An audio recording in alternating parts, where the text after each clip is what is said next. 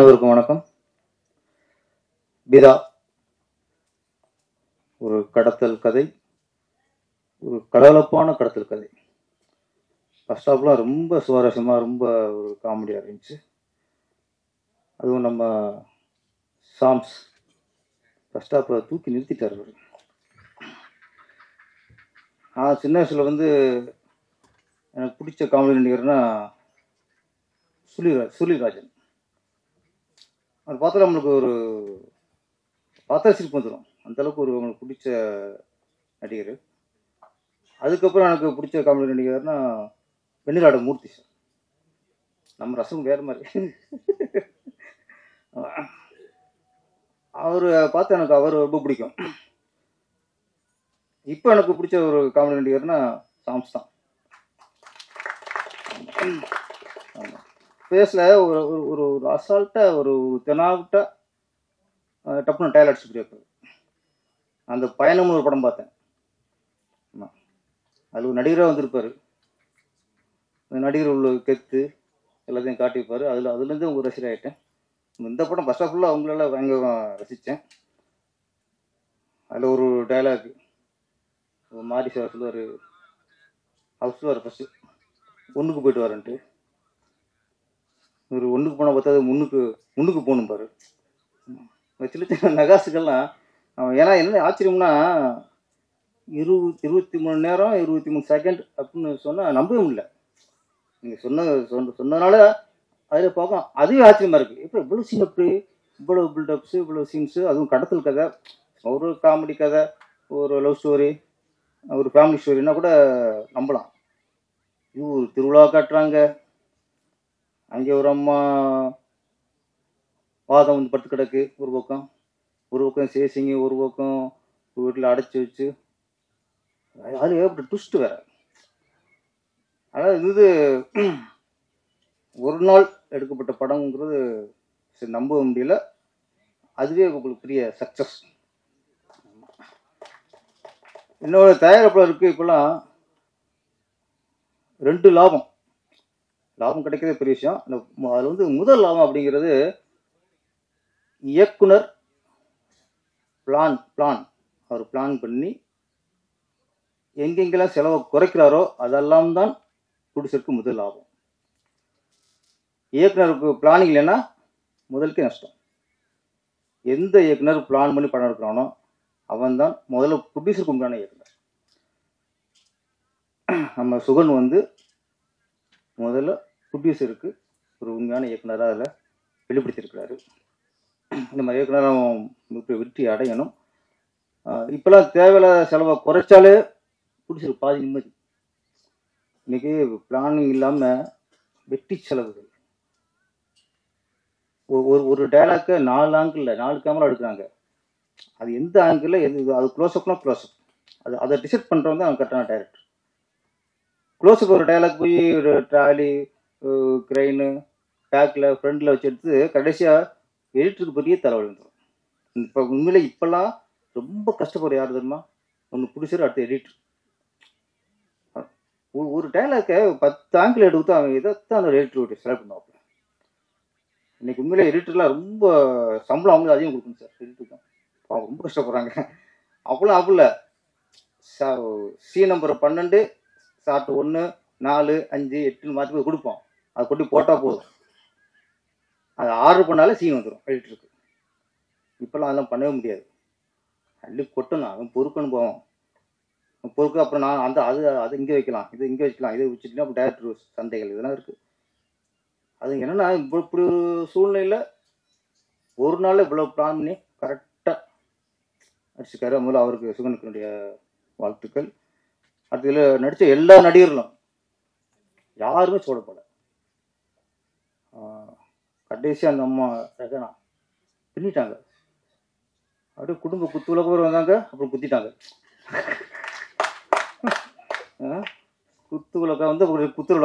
குத்துற விளக்காயிட்டாங்க.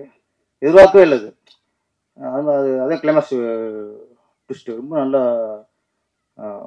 நடிச்சிருந்தீங்க. அவங்க பேசும்போது ஒரு நல்லா ஒரு செஞ்சுனாங்க. நான் இஸ்லாமிய பெண் இருந்தாலும் சிவனை கும்பிடுவேன் நாங்கள். இது சிறப்பு இல்லை, இன்னொரு மிகப்பெரிய சிறப்பு சொன்னாங்க.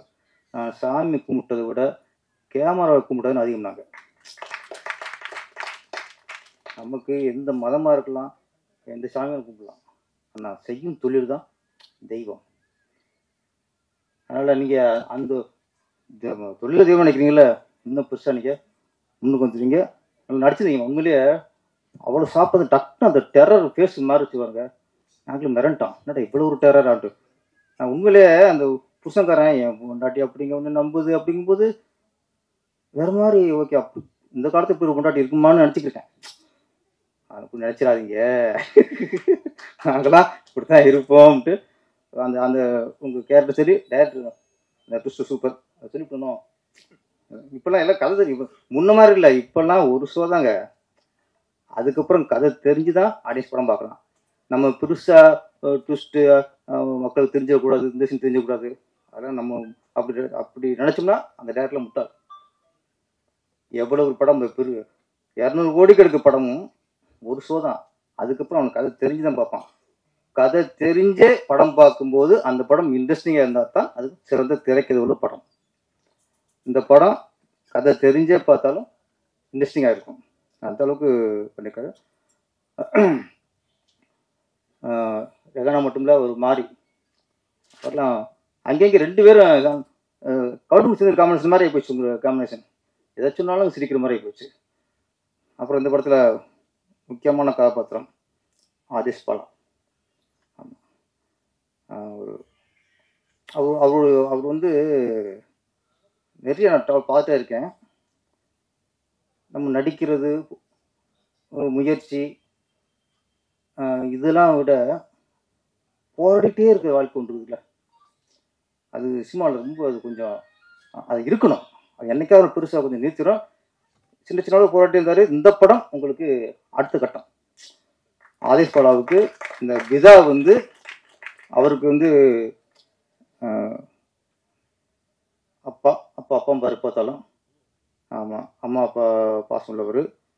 ஆமாம், அப்பா ஆசிரம் என்னைக்கு வேணும்னு சொல்லிட்டு இருப்பார். விதாவும் உங்கள் அப்பா தான். அதனால் இந்த விதாவை எங்கள் அப்பாவை நடிச்சிருங்க. இந்த விதாவை வந்து உங்களுக்கு ஆசிரம் பண்ணி பெரிய நடிகராக ஆகிவிட்டோம். நடிகர்களுக்கு என்னென்னா, இப்போது அசிஸ்டண்ட்டாக ஒர்க் பண்ணுவாங்க, எடிட்டர் அசிஸ்டண்டாக இருப்பாங்க, கேமரா ஒர்க் பண்ணுவாங்க, செட்டாக இருப்பாங்க, ஆர்ட் டிபார்ட்மெண்ட் இருப்பாங்க. இந்த நடிகர்களுக்கும் இந்த டெக்னீஷியனுக்கும் என்ன வித்தியாசம்னா, இப்போ இந்த டெக்னீஷியன் ஏதாவது கஷ்டம் வந்து சினிமாவில் போராட முடியலை, சமாளிக்க முடியல அப்படின்னா வேறு வேலைக்கு போயிடலாம், எங்கேயாவது வேலைக்கு போயிடுவாங்க. ஆனால் அந்த நடிகர்களுக்கு பெரிய சவால் அது பெரிய ஒரு சாபம். சில நேரத்தில் முகம் தெரிஞ்ச நடிகர் ஆகிட்டா அவங்களுக்கு எந்த வந்து வேலைக்கும் போக முடியாது. நம்ம நினைப்போம் நடிகர் சுகமாக இருக்காங்க. வெற்றி அடைஞ்ச நடிகர்களுக்கும் அந்த புகழும் அது இதுவும் கொஞ்சம் சில நேரத்தில் சாபம் மாறிடும். வெற்றி அடையாத நடிகர்களுக்கும் அது பெரிய ஒரு சாபம் மாறிடும். ஏன்னா இதை விட்டு அப்புறம் வேறு வழி இல்லை, இதில் தான் கிடக்கணும், இதில் தான் நடிச்சாகணும், இதில் தான் போராடி ஆகணும். அதில் சில இயக்குநர்கள் அவங்க சில கண்டிஷன் போடுவாங்க. என் படத்தில் முகத்தஞ்சு நடிகர்களே இருக்கக்கூடாது, தெரிஞ்ச முகமாக இருக்கக்கூடாது, ஃபுல்லாக செலக்ட் பண்ணுவாங்க. ஆனால் ஹீரோக்கு மட்டும் பெரிய ஆளாக இருப்பாங்க, அதுவும் தெரிஞ்ச முகமாக இருக்கலாம். மற்ற அப்பா கேரக்டர், அன்னி கேரக்டர், இந்த சின்ன சின்ன கேரக்டர்லாம் படத்தில் நடிக்காத ஆளாக இருக்குன்னு தேடுவாங்க. அது என்னென்னு தெரியல எனக்கு. அவங்க எத்தனை இப்போ ராதாரவி சார் இருக்கட்டும், வடிவரிசமாவாக இருக்கட்டும், எத்தனை நடிக்கலாம். அவங்க மாதிரிலாம் மீறி யாரும் நீ நடிக்க முடியாது. ஆனால் இல்லை, அவங்களாம் பழைய முகம். அப்போ நீ ஹீரோ புதுசாக போட்டுங்கிறேன். ஹீரோ மட்டும் உங்களுக்கு பிஸ்னஸுக்கு உங்களுக்கு மார்க்கெட் உள்ள பழைய நடிகர்கள் தேவைப்படுது. சின்ன சின்ன ஆர்டிஸ்ட் விட்டுறாங்க. ஏன் சொல்கிறேன்னா, இந்த நடிகர்களுக்கெல்லாம் அவங்க வேறு வேலை போக முடியாதுங்க, இதுக்குள்ளே தான் வாழ்ந்து ஆகணும். இதை விட எங்கே போவாங்க? அப்போது ஒரு வர இயக்குநர்கள் நீங்களாம் அவங்க வாய்ப்பு கொடுக்கலன்னா அவங்க கதி என்ன ஆகிறது? எத்தனை புதுசாக வந்துட்டு எவ்வளோ இறக்குவீங்க? நான் சரி சின்ன நடிக்கும்போது இந்த ரஜினி சார் வச்சுக்கோங்க, ரஜினி சார் சூப்பர் ஸ்டார் இருக்கட்டும், அவர் மனுஷன்தான். அவருக்குள்ளேயும் ஒரு ஆதங்கம் இருக்கும். எங்கேயாவது ஒரு இடத்துல ஒரு சராசரி மனுஷனாக வாழணும்னு ஆசைப்படலாம். பாருங்க, ஒரு அம்பானி கல்யாணத்துக்கு போனார். ஆடும்போது அவங்க சராசரி மனுஷன் தான். அந்த இடத்துல ஒரு வெளிப்பாடு, ஒரு டான்ஸ் ஒன்று போட்டார். தேச குற்றமாக போயிடுச்சு. ரஜினி எப்படி ஆடலாம்? ரஜினி இப்போ எங்கே ஆடலாம்? நீ போய் ஆடு. ஒரு நடிகர் சூப்பர் ஸ்டார் தான் என்ன உங்களுக்கு நடிமையா? அவரு எப்போதும் அவரு எல்லா உணர்ச்சியும் கட்டுப்படுத்தி அப்படியே அமைதி அப்படியே முத்திரை வச்சுட்டே உட்காரணும். அவரு சில இடங்கள்ல அவர்களும் மனிதர்களாக, சராசரி மனிதராக வாழ விடுங்க. இதெல்லாம் போய் பெருசா ஒரு விமர்சனம் பண்ணிக்கிட்டு இதெல்லாம் பார்க்கும்போது அவருக்கு இங்கே கூனி குருவார் இல்லைன்னா ஒரு சின்ன ஒரு இடத்துல சந்தோஷப்பட்டோம், ஆடிட்டோம். இது ஒரு பெரிய குற்றம் மாதிரி. நியாயத்துக்கு பிரச்சனை இருக்கு நாட்டில், அதை பற்றி பேச மாட்டாங்க. நடிகர் வந்து இங்கே ஆடிட்டாரு, இங்கே இங்கே சுட்டு கொலை போடுவாங்க, வெட்டி கொலை போடுவாங்க, கலாச்சாரம் குடிச்சாவாங்க. இதெல்லாம் பிரச்சனை, நாட்டு பிரச்சனை நம்மளுக்கு. அதான் பிரச்சனை இல்லை. ஒரு நடிகன் ஒரு கல்யாண வீட்டில் சின்ன மூணு போட்டால் பெரிய பிரச்சனை நம்மளுக்கு. அதுனா ஆதேஷ் பழுதா, நம்ம மகேந்திரன், இவரில் என்ன பெரிய நடிகர் ஆயிட்டாரா? பெரிய நடிகர் இன்னும் போராடிக்கு இருக்காரு. எல்லா திறமையும் அவருக்கு இருக்கு. டான்ஸ் ஆடுவார், நல்லா ஃபைட் பண்ணுவார், சென்டிமெண்ட்ஸ்ன்னு பிச்சு உதறுவார்.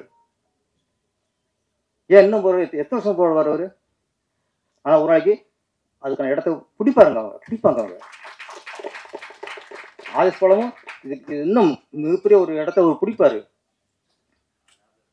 ஆனால் என்ன, உங்களுக்கு போராட்டிக்கு இருக்கிறதே உங்களுக்கு வாழ்க்கை இல்லைங்க. ஒரு ஸ்டேஜில் அவங்களுக்கும் ஒரு வெற்றி அடைஞ்சிட்டோம் அப்படிங்கிற ஒரு வரணும். நிறையா அது போய் எங்கேயோ போய் இந்த யூடியூப்ல என்னென்னமோ பண்ணுறாங்க, பேசுறதெல்லாம் கெட்ட வார்த்தையும் பேசுவாங்க. அவங்களுக்கு தேடி போகுது, சினிமா அவங்களுக்கு தேடி போகுது. இங்கே எத்தனை நடிக்கிறதுக்கு எத்தனை பேர் இருக்காங்க, இங்கே எவ்வளோ கஷ்டப்பட்டுருக்காங்க. எத்தனை நடிகர்கள் வீட்டோட கொடுக்காம கஷ்டப்பட்டுருக்காங்க. நம்ம யாரை தேடுறோம்? இயக்குநர்கள் அசிங்கமா ஆபாசமா பேசுகிறவங்களையும் அது மூலியமாக வியூவர்ஸை ஏற்றுறவங்களையும் அம்மா தேடிக்கிருக்காங்க. ஏற்கனவே வியூவர்ஸ் இருக்கு, படம் போட்டுட்டு இருக்கு. நம்ம கேபி சங்கர் சார் எவ்வளோ சொன்னார். என்ன சொல்கிறேன், வர புடிசர்கள் வந்து ஒரு டேரக்டர் நம்பிடுறாங்க, இந்த கதை நல்லா இருக்குது படம் பண்ணிடுவோம் ஒன்று வந்துடுறாங்க. தயவுசு வர புடிசர்கள் இயக்குனர் மட்டும் நம்பாதீங்க. கதை பிடிச்சிருக்கா படம் பண்ணுங்க. ஆனால் அதுக்கு முன்னாடி சினிமானா என்ன, பேட்டானா என்ன, கன்வென்ஷன் என்ன, யாருக்கு என்ன சம்பளம், யூனிட்டுக்கு என்ன சம்பளம், எல்லாம் தெரியணும். பிஸ்னஸ் என்ன ஆகும், இந்த படத்துக்கு பிஸ்னஸ் ஆகுமா ஆகாதா, என்னென்ன பிஸ்னஸ் எல்லாம் தெரிஞ்சுக்கிட்டா தான் அவங்க பிடிச்சிருந்து ஒரு ஏதாவது படத்தை கொஞ்சம் லாபம் பார்க்க முடியும். வர சின்ன பிடிச்சலாம் இருந்தால் கேபிள்ஸ் அங்கே வர ஐயாயிரம் போய் ஒரு அட்வைஸ் கேட்கலாம். ஏன்னா பிடிச்சி கழிச்சு எத்தனையோ பேர் பிடிச்சிருக்காங்க, நிறைய ஒரு அனுபவங்களும் பிடிச்சிருக்காங்க. அவங்கள்ட்ட கொஞ்சம் கேட்டு தெரிஞ்சுக்கணும். நீங்கள் முதல்ல உங்களுக்கு கதையை கேளுங்க, கதை பிடிச்சா படம் பண்ணுங்க. அதுக்கப்புறம் சினிமானா என்ன, இந்த படம் டேரக்டர் இவ்வளோ பட்ஜெட் சொல்லிட்டாரு, இது சரியாக வருமா, இதுக்கான ஒரு ஆலோசனை சொன்னேன். நீங்கள் ஆலோசனை கேட்காம படத்தை எடுத்துக்கிட்டு கடைசியாக பிஸ்னஸ் பண்ண முடியல, எந்த ஏரியா விற்கலை. படம் வந்து போட்ட காசு வரதை விட பின்னாச்சுன்னா அதுக்கப்புறம் ரிலீஸுக்கு பணம் கொடுக்க முடியாது. நிறைய பேர் படம் 2 கோடி படம் பண்ணிடுறாங்க, ஒரு பைசா திருப்பி வர மாட்டேங்குது. அப்புறம் ரிலீஸ் பண்ணுறதுக்கு 40 லட்சம். இதுதான் இன்னைக்கு நிலைமை. அதானே சார் கேப்ஷன் சார்? படம் பண்ணிட்டோம், அப்புறம் அது கௌரவத்துக்காக படம் மட்டுமே அப்படி வச்சுருந்தா அசிங்கமாக போயிருவங்களுக்காக கௌரவத்துக்காக திருப்பி 40 லட்சம் 50 லட்சம் செலவு பண்ணி அவங்களே எல்லா தேட்டரும் பேசி ரிலீஸ் பண்ணுறாங்க. இதெல்லாம் போடணும்னா கொஞ்சம் ஆலோசனை கேட்கணும். நம்ம சிவராஜ் சார் அவர் 3 வருடம் பண்ணியிருக்காருன்னு நேரம் எல்லாம் கற்றுட்டு அவருக்கு ஆலோசனை தேவையில்லை நினைக்கிறேன். ஏன்னா 3 வருடம் பண்ணியிருக்காரு, எல்லா விஷயம் கற்றுருப்பீங்க. நம்ம சுகன் சார், நீங்கள் வந்து பிளான் பண்ணி 23 மணி நேரம் 23 நிமிஷத்தில் படம் பண்ணியிருக்கீங்க. அது உண்மை அதையும் தரமாக பண்ணியிருக்கீங்க. திரும்ப அடுத்த முயற்சிகள் இது மாதிரி நீங்கள் பண்ண வேணாம். ஒரு சாதனை போதும். நீங்கள் அதுக்கப்புறம் நீங்கள் ஒரு 20 நாள் 30 நாள் கூட படம் பண்ணுங்க. தேவையில்லாமல் ஒரு 100 நாள் 150 நாள் பண்ணாமல் உங்கள் கதைக்கு என்னமோ அது நாட்களை குறைச்சிங்க. ஏன்னா இதுவே இதை சாதனை ஒன்று வாழ்க்கை ஓட்டிகிட்டு இருக்க முடியாது. இன்னும் அடுத்த கட்டத்துக்கு போகணும், இன்னும் தரமான படங்களை கொடுக்கணும், இன்னும் நல்ல ஒரு மிகப்பெரிய வெற்றி படங்கள்லாம் கொடுக்க வேண்டியிருக்கு. அடுத்து இங்கே பிளான் பண்ணி ப்ரொடியூசருக்கு வீண் செலவு இல்லாமல் படத்தை பண்ணுங்கள். இந்த படம் மிகப்பெரிய வெற்றி அடைய வேண்டும். ஏன்னா இது நடித்த எல்லா நடிகர்களுமே சின்ன சின்ன நடிகர்கள் தான். அதனால் நம்ம வெற்றி அடைஞ்சால் சாங்ஸ் இன்னும் பெரிய ஒரு நாளைக்கு ஒரு 10 லட்சம் வாங்குற மாதிரி. ஆமாம், நான் கூப்பிட்டா ஒரு நாளைக்கு 5 லட்சம் வாங்கிக்கணுங்க. மற்ற டைரக்டர்லாம் 10 லட்சம் வாங்கிக்கணுங்க. இந்த மாதிரி எல்லாம் இருந்தால் சம்பத்ராம் எல்லாருமே சினிமாவை கட்டி பிடிச்சி உருளாருங்க. அதான் வேற ஒன்றும் சொல்ல என்னால். சினிமாவை கட்டி பிடிச்சி விட மாட்டாங்க அவங்களாம். அவர் ஆமாம், இங்கே தான். ஆமாம், நான் சொல்ல உண்மை தானே. எங்கேயும் போவோம் நடிகர்கள். அதனால் நடிகர்களில் தயவுசெய்து சினிமா இளம் இயக்குநர்கள் வந்து சினிமாவை நம்பியிருக்க நடிகர்களை கைவிடாதீங்க. நன்றி, வணக்கம்.